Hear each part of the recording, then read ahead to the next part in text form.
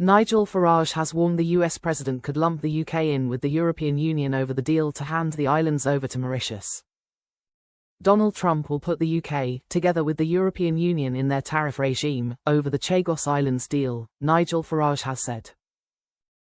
The Reform UK leader said there is no legal basis requiring the government to relinquish sovereignty of the region, while Tory Shadow Foreign Secretary Dame Priti Patel described the deal as one of the worst foreign policy failures in modern British history. Sir Keir Starmer's government plans to hand the British Indian Ocean Territory to Mauritius but pay to lease back the US-UK military base on Diego Garcia. An advisory opinion issued by the International Court of Justice, ICJ, found the separation of the Chagos Islands from Mauritius in 1965 to be unlawful. It said the UK was obliged to end its administration of the Chagos Islands as rapidly as possible.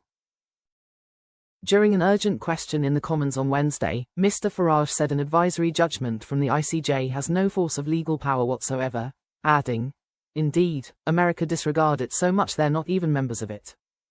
I am pretty convinced, and by the way, they've been very busy with foreign policy, the Americans, just lately, so perhaps no wonder that Diego Garcia has not been high on their agenda.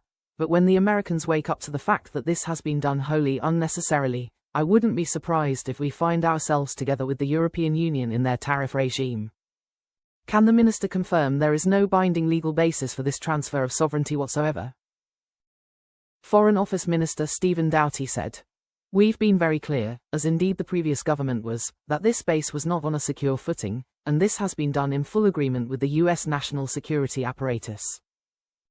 He added that the joint UK-US base on Diego Garcia plays a critical role in countering an array of threats to security, and the government would ensure it is in operation well into the next century.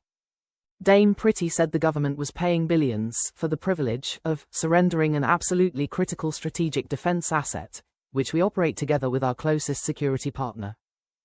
She said, "I think this House deserves answers today. Has the minister given away our ability to unilaterally extend the period over which the UK can exercise sovereign rights on Diego Garcia?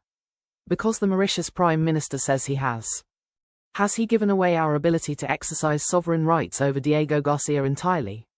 And if so, what is the cost? Is it £9 billion? Is it £18 billion? Mr. Doughty said it was the Conservatives, a government Dame Priti was part of, who started the negotiations over the Chagos Islands, adding that Labour was committed to the UK's base on Cyprus as well as to Gibraltar and the Falklands. Tory former Minister Andrew Mitchell said neither former Foreign Secretaries James Cleverly nor Lord Cameron would ever have done the deal that the government are now intent upon. He said Mr. Doughty must be praying every night for a get-out-of-jail-free card, that when the American administration do come to look at this deal, they will veto it and get the government off the hook. Mr. Doughty said, "I've set out very clearly the reasons for doing this deal. It's the right deal for our national security and that of our allies.